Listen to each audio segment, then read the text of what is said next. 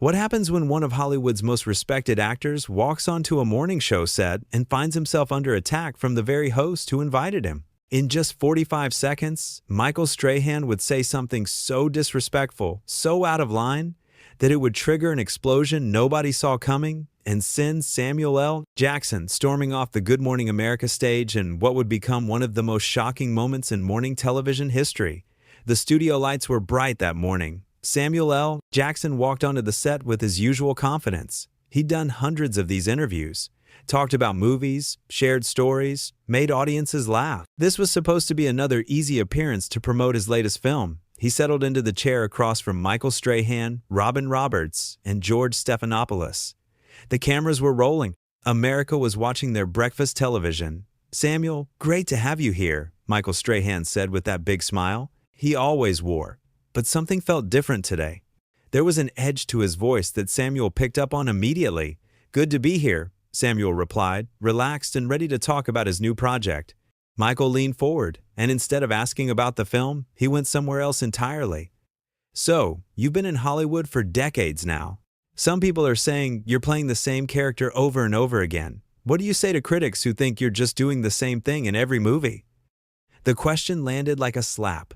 Robin Roberts shifted uncomfortably in her seat. George looked down at his notes. This wasn't the agreed-upon interview direction. Samuel's expression changed. His jaw tightened just slightly. "That's interesting," Samuel said, his voice measured but firm, "because I seem to remember people loving these performances enough to make these films wildly successful. So I'm not sure what critics you're talking about." Michael didn't back down. In fact, he pushed harder. "Come on, Samuel, you know what I mean. The angry guy, the tough guy, the guy who yells. It's the same energy in every role. Don't you think audiences deserve more range from someone with your experience?" Robin Roberts jumped in, trying to redirect. "Samuel, I think what we really want to hear about is your new film. It looks amazing but Michael cut her off. "No, Robin, I think this is important. Samuel is here. We should be able to have honest conversations. That's what journalism is about, right?" Samuel's eyes narrowed. "Journalism? Is that what we're calling this? Because from where I'm sitting, this feels more like a setup than an interview." George Stephanopoulos tried next. "Let's take a step back here. Samuel, you've worked with some incredible directors. Can you tell us about—" "Hold on, George," Michael interrupted again. "I'm not finished. Samuel, I'm just asking questions that I think a lot of people want answers to. You're a public figure. You should be able to handle a little criticism." "A little criticism?" Samuel's voice rose slightly. "You invited me here to promote a film, and instead you're sitting here disrespecting my entire career. There's a difference between asking tough questions and being disrespectful." Michael leaned back, that smile still on his face, but now it looked more like a smirk. "I'm not being disrespectful. I'm being real. Maybe that's something you're not used to. Everyone probably just tells you how great you are all the time." The studio went quiet. You could feel the tension through the camera. Robin Roberts looked shocked. George Stephanopoulos put his hand up as if to say something, then stopped. Samuel stared at Michael for a long moment. "You know what's interesting? I've been doing this for over 30 years. I've sat across from some of the toughest interviewers in the business, real journalists who know how to ask difficult questions with respect. And not once has anyone ever been as unprofessional as what I'm experiencing right now." "Unprofessional?" Michael laughed. "I'm doing my job. Maybe you just don't like being challenged." "Challenged?" Samuel's voice was sharp now. "Man, you're not challenging me. You're trying to tear me down on national television for what? Ratings? To make yourself look tough? What is this really about?" Robin Roberts tried again, her voice gentle but urgent. "Gentlemen, please, we can have a constructive conversation here. Samuel, you've had such an incredible career, and we'd love to hear about—" "No, Robin, let him talk," Samuel said, not taking his eyes off Michael. "I want to hear what he has to say. What's your problem with me?" "Because clearly this is personal," Michael shrugged, still acting casual, but his words were sharp. "No problem. I just think for someone who gets paid millions of dollars per movie, audiences should expect more than the same performance in different costumes. That's all I'm saying." George Stephanopoulos leaned forward. "Michael, I think we need to." "Stay out of this, George," Michael said, waving him off. "Samuel and I are having a conversation." "A conversation?" Samuel's laugh was cold. This isn't a conversation. You know what this is? This is you trying to make a name for yourself by going after someone who came here in good faith. I cleared my schedule, flew out here, all to support your show, and this is how you treat your guests? Michael's smile faded a bit. Nobody forced you to come here, and if you can't handle a few tough questions... Tough questions, Samuel repeated, shaking his head. You keep saying that like it means something. A tough question would be asking about my process, my choices, the challenges I face. What you're doing is just insulting me and calling it journalism. There's a difference, and if you don't know that, then you have no business sitting in that chair. The tension was unbearable now. Robin Roberts looked like she wanted to crawl under the desk. George Stephanopoulos was frantically looking at someone off camera, probably a producer. Michael leaned forward again, his voice dropping. You know what your problem is, Samuel? You're so used to everyone worshiping you that when someone actually questions you, you can't handle it. That's not my fault. That's yours. And that's when something shifted in Samuel's eyes. A decision was made. He sat back in his chair and took a breath. When he spoke, his voice was calm, but you could hear the anger underneath it. I've sat here and let you disrespect me. I've listened to you question my work, my talent, my career. I've watched you interrupt your own colleagues when they try to do their jobs properly, and I've realized something. This isn't about me at all. This is about you needing to feel important. You need to prove something, and you thought you could do it by tearing down someone who's actually earned their place in this industry. Earned your place? Michael shot back. Please, you've been lucky. Right place, right time. Robin Roberts gasped audibly. Michael, that's completely lucky? Samuel's voice was ice. You think what I've built is luck? Every role, every performance, every moment I've given to my craft, you're calling that luck? I'm saying you're not as special as you think you are. Michael said, and his voice had an edge of cruelty now. There are hundreds of actors who could do what you do. You just happen to get the opportunities. George Stephanopoulos stood up from his chair. Okay, we need to take a commercial break, right now. But Samuel was already moving. He reached up and unclipped his microphone, his movements deliberate and controlled. No, George, we don't need a commercial break. We need something else entirely. We need hosts who understand that you don't invite someone onto your show just to ambush them. Michael watched him, that smirk back on his face. What are you doing? You can't just leave. Samuel stood up, the microphone now in his hand. He looked directly into the camera, then back at Michael. Watch me. So you're just going to walk out? Michael said, his voice mocking. That's very professional of you. Samuel turned to face him fully. You want to talk about professional? A professional would have asked about my film. A professional would have treated a guest with basic respect. A professional wouldn't use their platform to try to humiliate someone for ratings. You're not a professional, Michael. You're just a guy with a microphone who forgot what the job is supposed to be about. Robin Roberts stood up too, reaching out towards Samuel. Samuel, please. This got out of hand.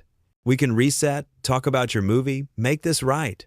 Samuel's face softened when he looked at her. Robin, you're a class act. You and George both. But I'm not staying on a set where the person asking the questions has more interest in tearing me down than having a real conversation. I've got too much respect for myself and for what I do. You're being dramatic, Michael said, but his voice had less confidence now. It's just television. Don't take it so seriously. Just television? Samuel's eyes flashed. This is people's morning.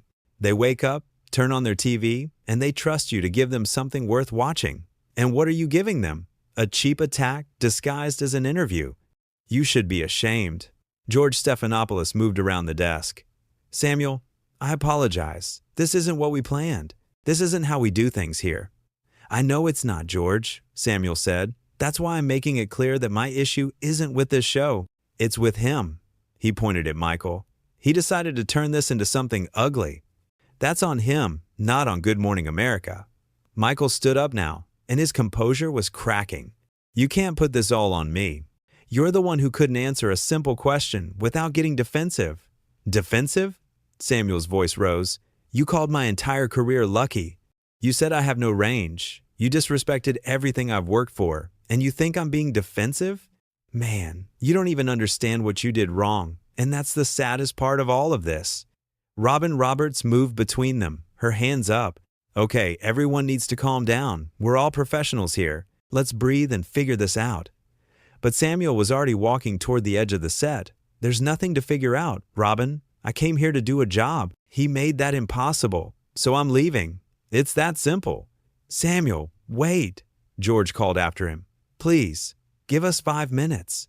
We can talk this through. Samuel stopped and turned back. George, you seem like good people. You all do, except for him. But I'm not interested in talking this through. What I'm interested in is maintaining my dignity, and I can't do that if I stay here and continue this circus. Michael, standing now with his arms crossed, couldn't help himself. So you're going to run away? That's your solution? Samuel walked back toward him, and everyone tensed, but he didn't yell. His voice was quiet, almost gentle, but somehow that made it more powerful. I'm not running from anything. I'm walking away from disrespect. There's a difference. And the fact that you don't see that tells me everything I need to know about who you are as a person. Who I am? Michael's voice was defensive now. You don't know anything about me. I know you're someone who uses their position to make others feel small, Samuel said. I know you're someone who confuses cruelty with courage. And I know you're someone who just made the biggest mistake of their career by thinking they could treat me like this. Robin Roberts had tears in her eyes. Samuel, please don't leave like this. Your fans want to hear from you. We want to hear from you. Samuel's expression softened again. Then have me back when he's not in the chair.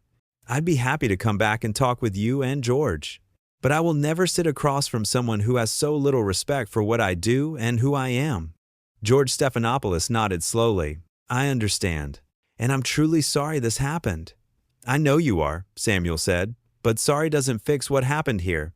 What fixes it is making sure it doesn't happen again. Not to me, not to any other guest who comes on this show trusting that they'll be treated with basic human decency. Michael finally seemed to realize how bad this looked. Look, maybe I came on too strong, but you have to admit, you got pretty heated yourself. Samuel stared at him. I got heated? You ambushed me on live television, insulted my life's work, and then mocked me when I defended myself. And your response is that maybe you came on too strong? That's not an apology. That's not even close. I'm not apologizing, Michael said, his pride getting in the way. I stand by what I said. Robin Roberts closed her eyes like she couldn't believe what she was hearing. George Stephanopoulos shook his head, and Samuel just smiled, but it wasn't a happy smile. Of course you do, Samuel said quietly, because admitting you were wrong would require humility, and you don't seem to have any of that. You just have ego and a platform, and that's a dangerous combination. He turned to walk away again, and this time Michael's voice chased after him. You're making a huge mistake. Walking off this show is going to look terrible for you. Samuel stopped one more time. He didn't turn around. He just spoke over his shoulder. The only mistake I made was thinking this would be different from every other publicity interview. The only mistake I made was giving you the benefit of the doubt. And the only person who's going to look terrible after, this is you. Trust me on that. And then he walked off the set. Just like that. No dramatic storming, no throwing things, no big scene beyond what had already happened. He simply unclipped his microphone, set it on a nearby table, and walked through the studio doors. The camera stayed on Michael, Robin, and George. Robin had her head in her hands. George was staring at the spot where Samuel had been sitting, and Michael stood there, trying to look unbothered, but you could see it in his eyes. He knew he'd messed up. He knew everyone watching knew he'd messed up. Robin finally looked up at the camera. We're going to take a break. We'll be right back. But as the show cut away, you could hear her voice off camera, and she wasn't trying to hide her anger anymore. What were you thinking? What was any of that? Michael's response was too quiet to hear clearly, but his body language said everything. Defensive posture, arms crossed, head down slightly. He knew. George's voice came through next, firm and disappointed. That was completely unacceptable. Completely. The cameras kept rolling even though they were supposed to be on break. Somewhere, a producer was probably screaming to cut the feed. But those few extra seconds captured everything. The aftermath, the realization, the moment when Michael Strahan understood that he'd just created a disaster on live television. Back in the green room, Samuel L. Jackson was probably already calling his agent, his publicist, everyone who needed to know what had just happened. He'd walked onto that set as a guest, an invited celebrity there to promote his work and entertain the audience. He'd walked off as someone who'd been pushed too far and refused to accept it. The whole thing had started so normally. Lights, cameras, smiles, introductions, morning television at its most basic. And then, in less than 15 minutes, it had spiraled into one of the most uncomfortable moments in the show's history. Not because of a scandal, not because of breaking news, but because one host decided that attacking a guest was more important than doing his job. Michael had started with that question about playing the same character, a question that could have been asked with curiosity and respect. Instead, he loaded it with judgment and contempt. And when Samuel pushed back, Michael doubled down, then tripled down. He kept pushing, kept attacking, kept trying to prove whatever point he thought he was making. Robin and George had tried to intervene multiple times. They tried to redirect, to smooth things over, to bring the conversation back to safe ground, but Michael wouldn't let them. He cut them off, dismissed their attempts, made it clear that he wanted this confrontation, and he got it. But what he probably didn't expect was for Samuel L. Jackson to be so controlled in his anger. There was no yelling, no curse words, no throwing chairs, just clear, direct, devastating responses that made it obvious who was in the wrong. Samuel had stayed calm even as he defended himself. He'd made his points without losing his composure, and that somehow made it all more powerful. When he said that Michael was confusing cruelty with courage, that hit hard. When he pointed out that a real professional would have asked about the film, that landed. Every response Samuel gave was measured and precise. He wasn't just reacting, he was making a case. And the case was clear. Michael Strahan had failed at the basic requirement of being a talk show host, which is treating your guests with respect. The walk-off itself was almost anticlimactic after all that tension. No door slamming, no dramatic exit music, no final zinger. Samuel just removed his microphone and left. Simple as that. Because he'd already said everything that needed to be said. The walking off was just the period at the end of a sentence he'd been writing for the previous 10 minutes. And that's what made it so memorable. It wasn't about theatrics. It was about a man who knew his worth, refusing to be diminished by someone who should have known better. It was about setting a boundary in real time, on live television, with millions of people watching. It was about saying, without ambiguity, that there's a line, and it had been crossed. Robin's frustration after Samuel left was telling too. You could hear it in her voice, see it in her body language. She wasn't upset with Samuel, she was upset with Michael. George was the same way. They both knew that what had happened wasn't normal, wasn't acceptable, wasn't how the show was supposed to work. And they were both clearly angry that their names and their reputations were now attached to this incident because of Michael's choices. Michael's attempt at justification, that weak, maybe I came on too strong comment, showed that he still didn't fully grasp what he'd done. Or maybe he did grasp it, but his ego wouldn't let him admit it. Either way, it made things worse. Because if he'd immediately apologized, genuinely and completely, maybe there would have been a path back. But he didn't. He defended his actions, claimed he was just doing journalism, acted like Samuel was overreacting. And that's what sealed it. That's what took this from an uncomfortable interview to a legendary walk-off. Because Michael had every opportunity to make it right, and he chose not to. He chose pride over professionalism. He chose ego over empathy. And Samuel recognized that immediately. The statement Samuel made about never sitting across from Michael again, but being willing to come back for Robin and George, was powerful too. It showed this wasn't about the show itself. It was about that specific individual and his specific behavior. Samuel wasn't burning bridges with Good Morning America as a whole. He was setting a clear boundary with one person who had proven they couldn't be trusted to conduct an interview with respect. Looking back at the whole exchange, what stands out is how quickly it escalated. One loaded question led to another, led to pushback, led to more attacks, led to defense, led to more attacks, and suddenly everyone was standing and Samuel was walking off. It was like watching a building collapse in slow motion. You could see each support beam failing, one after another, until the whole structure came down. And through it all, Samuel maintained his dignity. That's perhaps the most important part. He could have matched Michael's energy, could have gotten petty, could have made personal attacks of his own, but he didn't. He stayed focused on the actual issue, professional respect, and basic human decency. He made his point without stooping to the level of the person attacking him. That's why people remember this moment. Not because there was screaming or violence or chaos, but because there was a clear good guy and a clear bad guy. And the good guy handled himself with the kind of grace under pressure that you don't often see. Samuel L. Jackson walked onto that set as a movie star and walked off as someone who'd given a masterclass in how to handle disrespect with dignity. The 45 seconds that changed everything was when Michael said Samuel's success was just luck. That was the breaking point. Everything before that could maybe have been walked back, explained away, smoothed over. But calling someone's life work luck, dismissing decades of craft and dedication and achievement as just being in the right place at the right time, that was too far. That was the moment when Samuel's expression changed from annoyed to done. That was when he reached for his microphone. That was when he decided that no amount of publicity for his film was worth sitting there and accepting that kind of disrespect. And Michael, even after saying it, even after seeing Samuel's reaction, even after Robin gasped and George tried to call for a break, Michael didn't take it back. He didn't soften it. He let it sit there in the air like poison. And that told Samuel everything he needed to know about whether this situation could be salvaged. It couldn't, because Michael didn't want to salvage it. He wanted the conflict. He wanted the confrontation. He wanted the moment. Well, he got his moment, just not the way he imagined it. Instead of looking like a tough journalist asking hard questions, he looked like a bully who got called out. Instead of Samuel looking defensive or weak, Samuel looked strong and principled.